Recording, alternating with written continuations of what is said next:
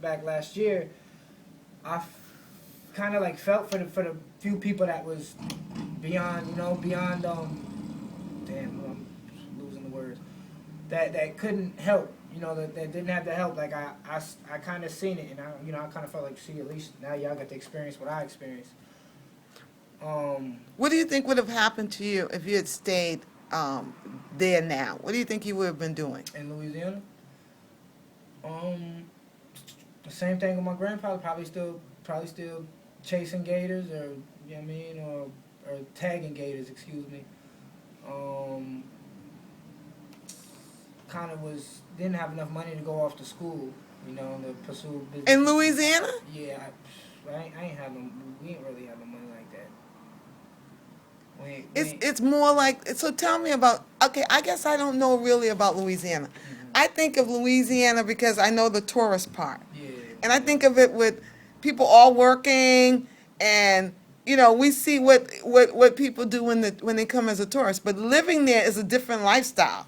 It is. I feel like, I don't know. I feel like God, like you said about certain places, when you touched on certain places that man isn't supposed to be, I really do believe that's one of them, because if you look at that, with the hurricane now, Katrina, and what happened with BP, Mm-hmm, what I'm saying? I think that those are three signs, for people to open their eyes and get the hell out of there. But at the same time, that's where I'm from. That's all I know. That's I can't. You can't. Does it ever bother you now about missing home? Oh, it does every day. Does it Every day. really? Every day. I miss swimming, fishing. You know what I mean? This is like a concrete jungle here. Going out the shrimp. Girl, when we came up here in the bus to New York City, my eyes were the size of 2 quarters. To the Port Authority, like, oh my God. That's my mom said, I don't know if you're looking at the Spanish girls or everything around. I said it's a little bit of both. I'm saying. Wow. So. Because it's so many buildings. Mm-hmm. So many, you had houses. These are buildings. And everything was far. You know what I'm saying? Nothing wasn't really close together like it is. You look around here and I've never seen nothing. We don't got nothing like that. We don't got nothing like these big old, I mean, maybe New Orleans, but not where I'm from and all the surrounding area and stuff like that. So you think you'll go to school here? What would you like to do? I mean, you've left home. You left everything that's familiar to unfamiliar place. What do you think you want to do? It's kind of hard. Like, I'm kind of in the process of getting myself on solid ground. Like, I don't want to say I'm in a midlife crisis, but I kind of feel like I'm not going nowhere. Even though, I got a little bit of work and stuff like that, and everybody says, oh, you shouldn't feel bad about yourself. You got 2 jobs. Some homies don't got no job, and I don't know. I just feel like something's missing. Like, I really, to be honest with you, I don't know what I want to do, but I know that I don't want to continue to work 2 jobs forever. When you go to school? You look pretty young. Yeah, I'm 24. Oh, yeah. Yeah. When you go to school? I don't know. I want to. Well, why can't you? I never really put the effort into it, to be honest with you. I graduated high school up here, Okay. but I never pursued college. I knew what I always wanted to do. What is that? I wanted to, obviously football. I'm a country boy. But when the reality hit me that I'm not going to the NFL, I kind of was kind of numb, Mm-hmm. Like I kind of didn't know what I do, because I love football so much. And then just, Why can't you go to NFL if you love it that much? I think it's my size. The position I played when I was playing football in high school and Pee Wee and stuff like that, I played quarterback, and they want quarterbacks that are 6'5", 230 pounds, not 5'9", 160 pounds soaking wet. You know what I'm saying? And I always had confidence in my ability, but it was just my size, So you think you'd do something around the coaching or around the... Something like that, yeah. Well, if you want, it's only a suggestion, but you can actually apply for financial aid and apply for either STCC, which is right down a community college, Yep. to get your foot wet, to see if you really like it, if you can go to school and and do some other things. And then you can go somewhere that has a dormitory. So you can really get focused in on what you want to do.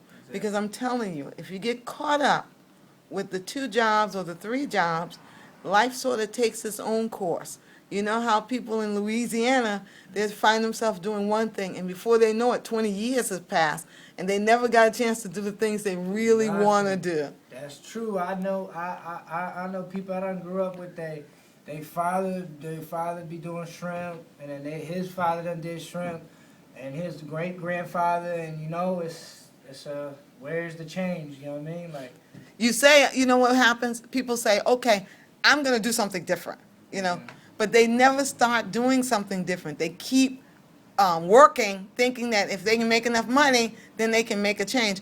Money is not going to let you make the change because you get caught up. And if you get caught up with a baby, or you get caught up with a wife, or a steady other, you know what I mean?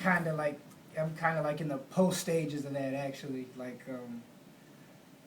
my kid's mother was not the ideal role model, and I feel very bad for myself that I wasn't able to, you know, sit down with a woman and get to know her before sexual intercourse happened, and you know, actually see if it could be something besides for just lust. You know, and I went through a lot. You know, basically since I moved here, I met her. I went through a lot of pain and used a lot of, you know, take 2 to tango. But it was a lot of wasted time, and I feel bad that I didn't get a chance to really know a woman before, you know, because I felt like we should have still been together. I was always raised that the woman you sit and lay down with, you know, you marry the woman, you have kids with her, you marry her. You know what I mean? That's the woman you stay with the rest of your life. You know, my mom always told me that because my father was never around. You know, my father was up here getting high and doing whatever he wanted to do. So. Well, I tell you what, if you look at it as an experience, this is a journey. If you make the same mistake over and over again, then there's nothing you can say. But if something happened and you learned from that, and now you can say, you know what, the next time I get into a relationship, maybe I want to try something different.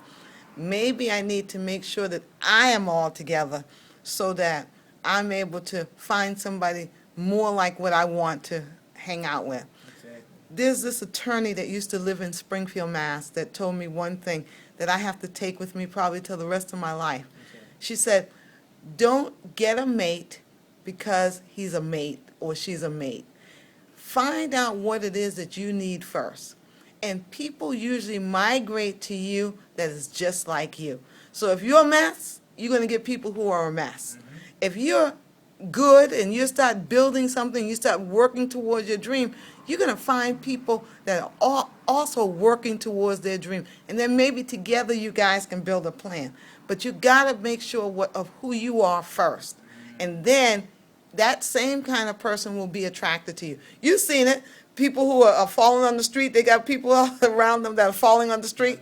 Right. If people that smoke crack take peas in a pie. Yes, yes. Birds of a feather flock together. There you go.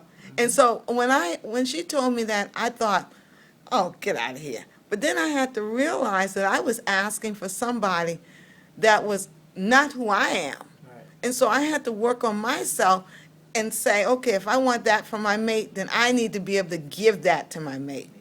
And things are much better because now I have somebody who has the same kind of things that I have in their mind. We're working towards a particular thing. But it's a hard thing. But going to school, getting education, and then you can get a better job Right. will allow you to do more things. You know what I mean? I'm so glad that you stopped by. I want to just say thank you. Very welcome. I'm going to pass this information along for you, okay? All right. And see, hopefully, this woman will call you tomorrow.